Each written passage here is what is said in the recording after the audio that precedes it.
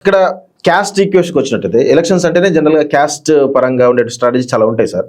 So జనరల్గా యాదవ్ సామాజిక వర్గం కాబట్టి యాదవ్ ఓట్లు వన్ సైడ్ పడితే అని చెప్పి అనుకుంటున్నారు. కానీ ఇక్కడ ప్రధానంగా ఇటు అప్పర్ క్యాస్ట్ సంబంధించినటువంటి కమ్మ ఓటు బ్యాంక్ కావచ్చు, లేదంటే ఇటు రెడ్డి ఓట్ బ్యాంక్ కావచ్చు, లేదా బీసీ ఓట్ బ్యాంక్ కావచ్చు, లేదంటే ఇటు దళితులకు సంబంధించిన ఓటు బ్యాంక్ కావచ్చు, ట్రైబల్ సంబంధించిన ఓటు బ్యాంక్ కావచ్చు. సో ఇదంతా కూడా వీటికి సంబంధించి మీ దగ్గర అంటే వీళ్ళందరినీ ఆకర్షించడానికి ప్రధానంగా మీ దగ్గర ఉన్నటువంటి స్ట్రాటజీ ఏంటి అసలు? సామాజిక పరంగా ఒక్కొక్క కులాన్ని సెపరేట్గా ఆలోచించే పార్టీ కాంగ్రెస్ కాదు.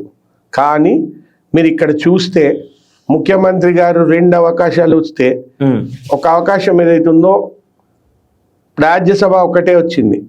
అనిల్ కుమార్ యాదవ్ కు యంగ్స్టర్ డైనమిక్ పర్సన్, ఆయనకి ఏదైతుందో సీనియర్స్ ఎంతో మంది ఉండంగా కూడా అనిల్ కుమార్ యాదవ్ కు బలహీన వర్గాల వ్యక్తి, డైనమిక్ పర్సన్, యంగ్ పర్సన్ కి ఇచ్చినారు. ఆ రోజు ముఖ్యమంత్రి గారు ఆలోచన సరళి బయటపడ్డది. మళ్ళీ జూబ్లీ హిల్స్ ఎలక్షన్ వచ్చింది. ఈ రోజు కూడా యంగ్స్టర్, డైనమిక్, సమాజ సేవ, సామాజిక స్పృహ ఉన్న ఆయనకి ఏదైతున్నదో ఇచ్చినాడు. ఈ రోజు కూడా ఏదైతుందో మళ్ళా ముఖ్యమంత్రి గారి ఆలోచన సరళి బయటపడ్డది. సో వాళ్ళిద్దరూ యాదవ సామాజిక వర్గం వాళ్ళు. మరి మేము మా మంత్రివర్గంలో కూడా మొన్న ముదిరాజ్ సామాజిక వర్గానికి శ్రీహరి గారికి ఇచ్చినాం కదా. మా మంత్రివర్గంలో పొన్నం ప్రభాకర్ గారు గౌడ సామాజిక వర్గం, మా పిసిసి ప్రెసిడెంట్ మహేష్ కుమార్ గౌడ్ గారు గౌడ సామాజిక వర్గం ఉన్నారు కదా. సో మేము ఇరావత్రి అనిల్ పద్మశాలి సామాజిక వర్గానికి అత్యంత ప్రాధాన్యత ఇస్తూ పిసిసిలో కానివ్వండి, కార్పొరేషన్లో అత్యంత పెద్ద కార్పొరేషన్ మైనింగ్ డెవలప్మెంట్ కార్పొరేషన్ కానివ్వండి ఇవ్వడం జరిగింది. మరి ఇవన్నిటికి నిదర్శనం ఏంటిది?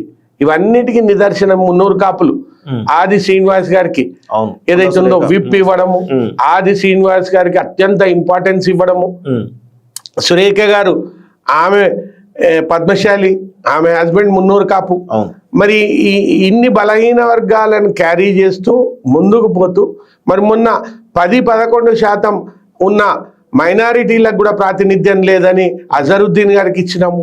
అజరుద్దీన్ గారు కూడా చాలా మంది హర్షం వెలిబుచ్చుతున్నారు. ఆయన భారతదేశ క్రికెట్ కెప్టెన్ ఉండే, వరల్డ్ కప్ గెలిచినాడు, T20 గెలిచినాడు. చాలా మంచి నిర్ణయం అని చెప్పి మా కరీంనగర్లో ఉన్న మైనారిటీలు నా దగ్గరకు వచ్చి చెప్పినారు. अजहर भाई को दिए बहुत अच्छा काम करे, अजहर भाई है बोले तो हमारे को तसल्ली हुआ అని.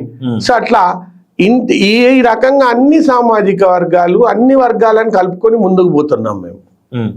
సో నవీన్ యాదవ్, చివరగా నవీన్ యాదవ్ ప్లస్ మాగంటి సునీతనేమో జనరల్గా ఎక్కడ ప్రచారంలో మాట్లాడుతున్న రావడం లేదు. ఆమె ఎందుకో మీడియా ముందు కూడా రాణిస్తున్న తెలుస్తుంది. కేవలం కేటీఆర్ ముందు మాట్లాడుతూ తెలుస్తుంది. దీనికి ప్రధాన కారణం ఏంటి అసలు?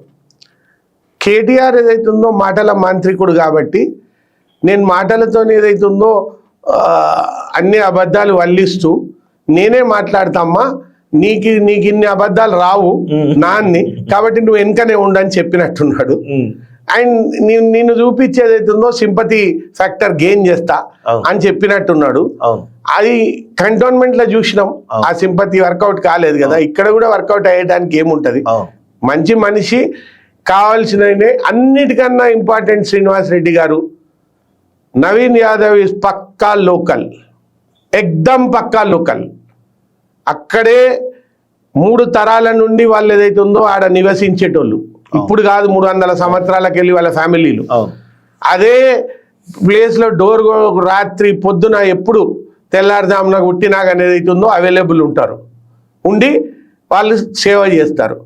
మరి వీళ్ళు ఎక్కడ ఉంటారో తెలియదు, ఇక్కడ ఉంటారా, ఆంధ్రాలో ఉంటారా, అమెరికాలో ఉంటారా తెలియదు. సో డబుల్ పక్కా లోకల్ నవీన్ యాదవ్ని తప్పకుండా ఆదరిస్తారు. ఎందుకనంటే ఆపదల సంపదల అర్ధరాత్రి ఏం పని పడుతుందో తెలియదు. ఎమ్మెల్యే గారు మంచి వ్యక్తి, సమాజ సేవ చేసేటైనా, యంగ్స్టర్, ఎనర్జీ ఉన్నటైనా, మోటివేటెడ్ కాబట్టి ఆయన దిక్కే 100% మొగ్గుతుంది. ఇంకొక చివరగా సార్, ఇప్పుడు ఆడబిడ్డకు ఓటేయాలి, ఆడబిడ్డ రౌడీ బిడ్డ అనుకో ప్రచారం చేస్తున్నారు. ఇంకొక వైపు ఏమో మీరు కూడా ఇటు కవితను పట్టించుకున్నాడు, సొంత చెల్ల పట్టించుకున్నాడు, ఇటు ఆడబిడ్డ ఇట్లా పట్టించుకుంటాడు ఒక నరేటివ్ మీరు కూడా బాగా బిల్డ్ చేస్తున్నట్టున్నారు. ఎందుకు ఆ విధంగా బిల్డ్ చేయడానికి ప్రధాన కారణం ఏంటి అసలు?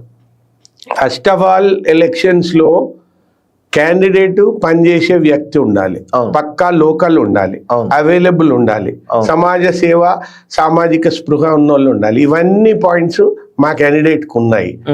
ఆడబిడ్డ విషయానికి వస్తే ఎలక్షన్స్ సంబంధించి మరి ఆడబిడ్డ కవితను ఏదైతున్నదో ఏ రకంగా చేసినారు, కవిత ఇవాళ ఏదైతున్నదో ఆమె ప్రతి డిస్ట్రిక్టు ప్రతి పట్టణం తిరుగుతూ ఏదైతున్నదో గగ్గోలు పెడుతున్నది మనం అందరం చూస్తున్నాం. మరి ఆమె తెలుస్తా ఉంది, మనం చెప్పింది ఆమె భర్త ఫోన్ ట్యాప్ చేసి, అవును, ఆమె భర్త ఫోన్ ట్యాప్ చేసి ఆమె కన్వర్జేషన్స్, ఆమె ఇంట్లో జరిగే పరిణామాలు అన్నీ తెలుసుకునే ప్రయత్నాలు. ఇంత పాపాన్ని కొడగొట్టిన వాళ్ళు ఆడబిడ్డ అని పేరు తీసుకునే వాళ్ళకి హక్కు ఉందా అసలు? సో చివరిగా మీరు జూబ్లీస్ ఓటర్లకు మీరు ఏం చెప్పదలుచుకున్నారు? జూబ్లీహిల్స్ ఓటర్లకు నేను ఒకటే చెప్పదలుచుకున్నాను, మంచి వ్యక్తిని ముఖ్యమంత్రి గారు మీ ముందు ఉంచినారు, యువకుణ్ణి మీ ముందు ఉంచినారు, మంచి చదువుకున్న అభ్యర్థిని మీ ముందు ఉంచినారు, సేవాభావం ఉన్నాయని మీ ముందు ఉంచినారు, మీ మధ్యలోనే ఉన్న పక్కా లోకల్ క్యాండిడేట్ను మీ ముందు ఉంచినారు, బలహీన వర్గాల అభ్యర్థిని మీ ముందు ఉంచినారు. ఆదరించండి, ఆశీర్వదించండి.